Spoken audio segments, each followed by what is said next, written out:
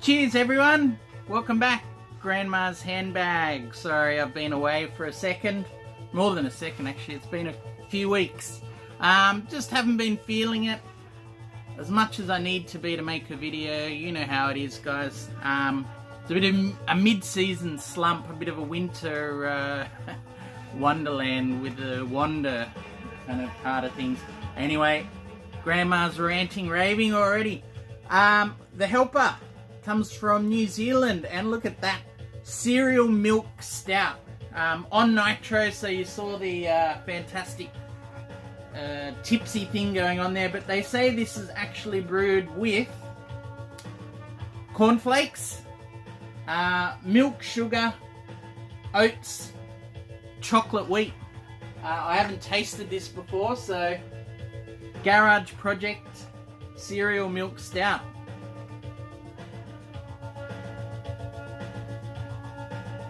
Wow, lordy, that is sweet, smooth, ridiculously easy to drink as well. Oh yeah, I stuck it in this, this is called schooner glass in Australia. If you see there, it's actually got the New South Wales, the state designated imperial measurement, 15 ounces, which is what we go for, either a 10 ounce midi or a 15 ounce schooner. And because this came from a real dive hotel, it's actually got the hotel engraved on it. Couldn't refuse that when I found it. Anyway, this is just a vinyl find, no theme, bunch of stuff I've picked up. I'm so behind given the top 100, and don't worry, one of those is coming up within a week or so. I probably say that every time. But so behind on vinyl finds because the rivers of vinyl on just keep pouring in, just like these horrible, horrible jokes. Anyway, let's just kick it off with a thrift find, op shop find, the Muppet movie. Look, it just says it on the sticker. It's one of the most beautiful songs to have been written in the 20th century, really, honestly. Rainbow Connection is just lovely. Anyway, the Muppet movie, this is stuff I grew up with as a little kid, so you've got to get it there for sentimental sakes. But Rainbow Connection, there's a version that I absolutely adore out there, done by Jim James live on a banjo guitar thing. Gorgeous stuff. If I find a link, I'll try and put it down below. Beautiful stuff. Few 12 inches just to show here, because if I see them around and they're interesting, I'll grab them. The Lilac Time, James Griffiths. Is it James Griffiths? I think it is. Just found a bunch of, or showed a bunch of 80s stuff, and he reminded me I picked up this Lilac Time. Interestingly though, I picked it up because this is on Creation Records, and the producer on this one is Hypnotone, whose name I've seen around a few times on Creation Records, remixing Primal Scream stuff, for example. There's probably others I'm missing. But when that brief moment in the early 90s, when, you know, acid house was pervasive in the UK, and Creative kind of almost flirted with electronica there for a while. In fact, I picked up a Creation Electronica CD compilation. Quite an odd mix, but yeah, anyway. Creation, Lilac Time, yeah. Now, as a child of the 80s, this lady was very, very front and centre of my consciousness as a pop-loving pre-teen. So Belinda Carlisle, Heaven is a Place on Earth, 12 inch there, lovely condition, Australian press, and yeah, look, nothing else then, I had to bring it home. On the Virgin label, and this is a Virgin house sleeve as well. So love that song, fond memories as a kid. This one, again, partly for the house sleeve, although I don't know that it's a technical matching sleeve for this one, but you can see on the cover there, all-time classic 12-inch with Donna Summer, I Feel Love, Gotta Come Home, for an iconic bit of work.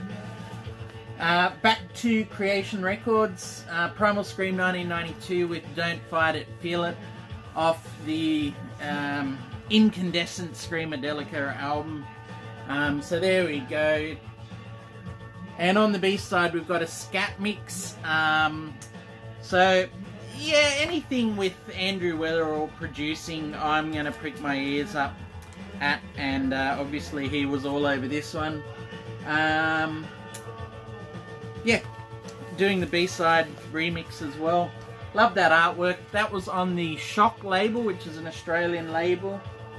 So also had to pick that up for a 91 or 92 pressing.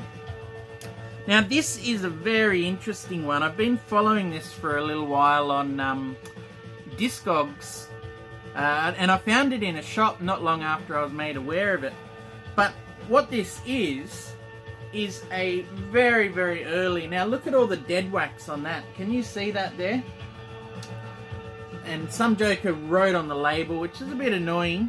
I might be able to get that off with a magic marker, but JJ Cale with Crazy Mama.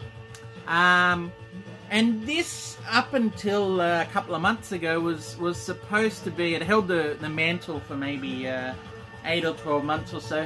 The first ever 12-inch record. Now, it's since been superseded. I think they found a record in 1970, 12-inch single. But yeah, 71 or 72 this was released. It's on the Shelter label with the Superman variant there. That didn't get removed from Australia for quite a while, compared to the US where copyright infringement got them. But yeah, Crazy Mama, Don't Talk to Strangers, a very, very unique thing to have. And yeah, once I was aware of it and saw it there for $3 or $4, had to grab it just for that piece of history. So JJ Cale. Now I've got a bunch of reissues here that I've meant to show for some time. Will I bore you with a story? I'll bore you with a story. Why not? While we're boring people here.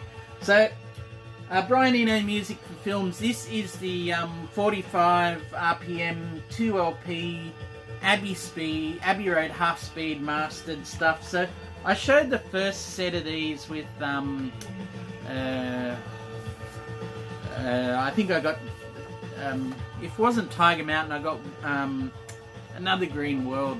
Anyway, so they give you this certificate. Neither here or there. Pressings are lovely. I can't exactly remember if they're Record Industry in the Netherlands or Optimal in Germany. I think they're Optimal Media. Anyway, beautiful stuff. Absolutely beautiful. Quiet. Just lovely stuff. Now, the story behind them is that these, and well, I may as well show you as well. This one here. And lastly, I'm pretty sure I got this in the same batch. There we go. So those 3 Brian Eno ones, ordered them all last November when they came out. And I went online, and there's a single LP and a 2LP version. So I ordered, because it said on the listing 2 LPs. Jumped in, ordered it, and got sent the 3 single LP versions of these.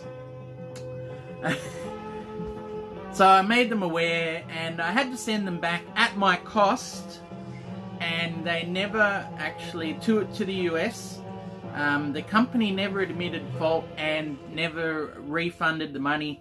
I bought it through eBay, so I was able to appeal to eBay, and they basically raised a credit, which I ended up using. So I mean, happy enough there. But when the correct ones were sent by another company, you can see what happened to all of these. You just get these friggin' annoying corner dings. I'm just going to say it like that. Just so upsetting, because why they're annoying is because you're paying good money. Now, admittedly, I bought these overseas because I was saving about $25 per set. So $43 online versus $70 in store in Australia for these. But you end up getting a record cover that's VG+, you know, and it just happened with all of these. Extremely frustrating. And what do? Do you send them back again in the hope that they make it here? So just a really annoying set of surrounding. Naturally, the music is peerless, fantastic. The presses themselves, yeah, I cannot complain at all.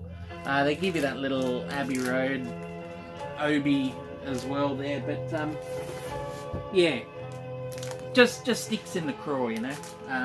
So, is that a rant? I don't even know if that's worthy of a rant. It's a kind of a sub-rant, isn't it? Alright, next reissue is what we got listening here. Spaceman 3 with Recurring. Absolute favourite album, or favourite band of mine. Maybe not their best album, but I have a real soft spot for this album. This here is a 10-track edition. Now, it actually came out with several different versions over the years. Originally released 1991, and it may have come out in Germany, I think, on vinyl. Originally on Silvertone. But anyway, this and the CD versions, you could either get an 11-track version maybe in the UK, and a 15-track version. So, but what you actually get here is a 10-track vinyl version. The 11th track was a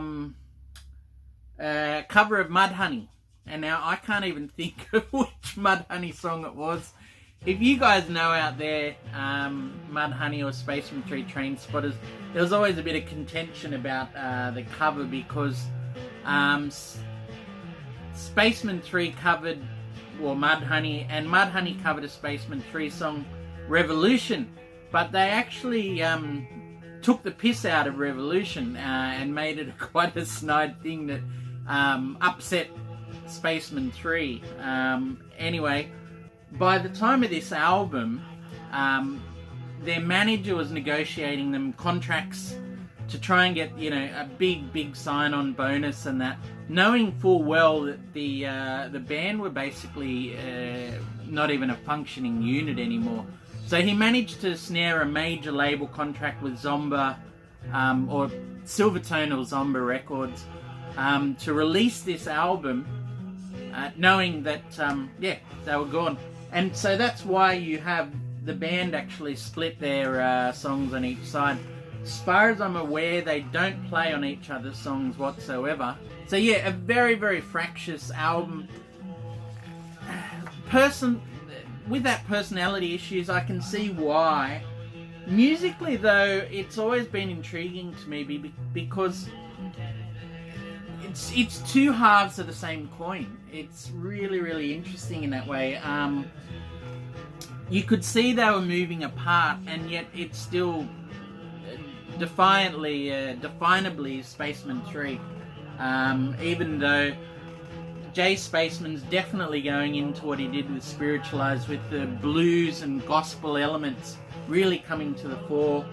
And Sonic Boom here on his side is a lot more synthetic textures, drones, and classical minimalism coming in on there. Anyway, best song up here, I have a real soft spot for Hypnotized, Jay Spaceman's song on side 2.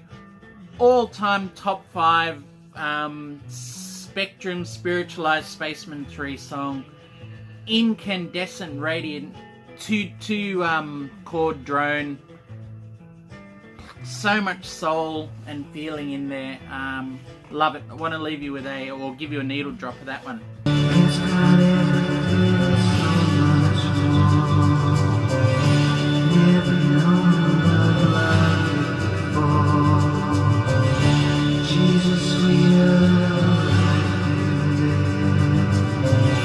Lord,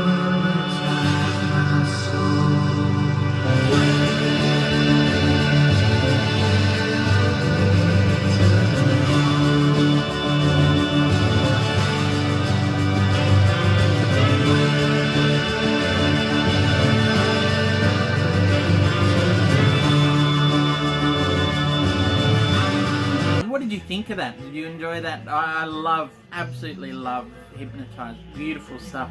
So to follow up Spaceman 3, their supposed nemesis, and there was a bit of history with, I think, Robert Hampson. I forget which one of these he is. I'm going to assume here. May have worked early on with Spiritualized label. They certainly gigged around in similar circles, played at Reading Festival in 1989.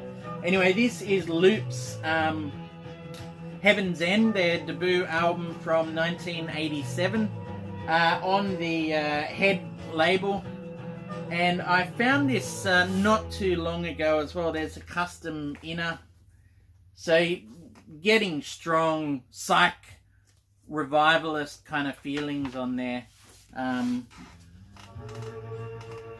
there's your kind of Vertigo style or something label there. So definitely trying to position itself in that psych garage revival. Yeah, look. Stooges, MC5, Spaceman 3 is right in the wheelhouse there for that one. Straight to Your Heart is a song that always gets a laugh for me. Oh. And basically because I think of it as an indie version of, an indie band's version of Whole Lot of Love. So I do want to put a drop of that in there. And look, it's nothing if not audacious. But yeah, look, I think it's just the way, whereas Whole Lot of Love has this massive heft to it. This one is a version done on a budget, and then rather than having Bonzo's drums absolutely powering through, the drum break coming out of it kind of almost stumbles and trips. For all of that, I love it. I don't know. But yeah, have a listen to this one in just a second. I wanted to say I picked it up at a record store that has sadly since closed, and I had both Vinyl Boy Trigger and Christian friends of mine around here and on the VC telling me to go check it out, and it was called The Record Store at the End of Time, specialising in psych, kraut, all the stuff that squeegees your mind's eye nice and clean.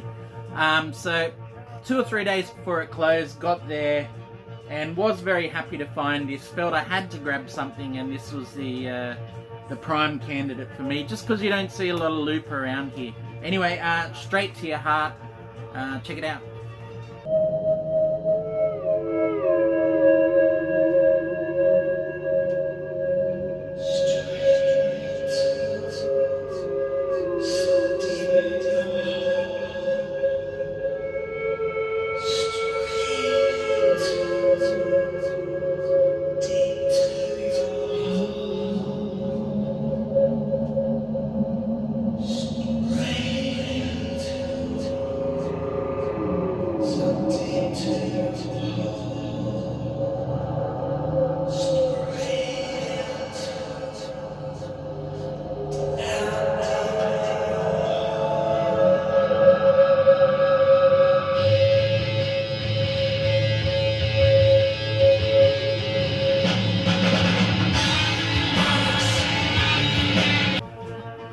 Alright, showing just how far the backlog is for me. Love Da Capo. This has got the Lawson's record labels on there, so I must have picked this up at the start of this year anyway. $30, nice clean cover, lovely stuff. I think this is a late 70s or early 80s German press.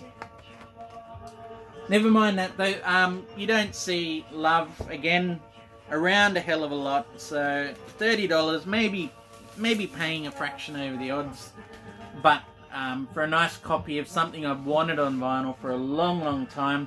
Never mind you folks in the States who can find mono copies of this, not a chance in hell here, so just happy to grab that, you know, for what it is. Well, what else should I say about it, actually? One thing I have to say, being a long-time fan, I mean, side one I've often trumpeted it as almost one of the most peerless or flawless sides of 60s sunshine pop there could possibly be. For a long, long time, Revelation on side 2 just, to me, let the whole thing down. I've since come around on that, on that, and kind of can appreciate it and get in the groove for it a bit more now. Not to mention too, though, their song, love song Revelation, even though the timelines seem a bit skew-whiff, they were doing a 20-minute blues song in clubs in LA in 65, 66. Folks like the Rolling Stones were taking note for their song Going Home on Aftermath in 66. Believe that. And of course, you've got She Comes in Colours. I don't know, the Stones came out with She's a Rainbow. Just saying as all. Anyway, I'll stop that contentious stuff. No, I won't. Last one was a record fair purchase, and this was kind of one of the... What I've been doing lately is trying to do a marquee purchase. You know, the one where you stump up at a record fair, get 2 or 3 smaller things that are filling out gaps in the collection and that aren't too big. And then one bigger one you can really remember, oh yeah, that's where I got that from. And this was that for me. Australian copy in absolutely beautiful condition. Original press, George Harrison, All Things Must Pass. Now this is a Australian copy. Australia got shafted, and look, I could do a whole other episode on this basically, but Australian presses and releases really weren't known to be very good for quite a long time, if ever. And you can see why here. So most people got a box. Australia got the trifold. So you do get the nice coloured inners here, but the downside, they're just glued on there. Everything else, I think, more or less is the same. Like, honestly, near mint to mint. I don't think these would have been played more than once or twice each. Certainly not the third disc anyway. Who plays that? I know, I'm sorry to be disparaging. But look, All Things Must Pass, for me, it's really a toss-up on the best Beatles solo album after the Beatles, or even the best solo Beatles album, period. Anyway, you could tell he had a surfeit of songs in the back, or in reserve, just waiting to pour out. And they all come on here, so, yeah. Do I need to say much more about this one? I'm not too sure. I don't know, just quickly, whether Australia ever got a poster with this one. Some of you folks have shown that incredible long poster of George in almost looking like an extra out of Lord of the Rings. You know, with that sort of beard and get up there. But anyway, look, really, really happy to have this in pretty good condition. Near mint vinyl. Definitely a VG Plus on the cover. Beautiful stuff. Alright folks, the music's over. Time for me to be over. Thank you so much for joining us for this Vinyl Finds. I'll be back soon. I'm very sorry if I haven't been around seeing as many of your videos as I would hope. Tinkering away in the background there, but yeah, anyway, like I said, mid-season break, midwinter blues. Cheers to the end of that shit, and cheers to all of you. Really appreciate your comments. Let me know if there's any of these that you've got that you rate or you don't rate, or any that you're after. Anything at all. Love to hear from you. Take care, everyone. See you later. I honestly think you ought to sit down calmly, take a stress pill and think things over.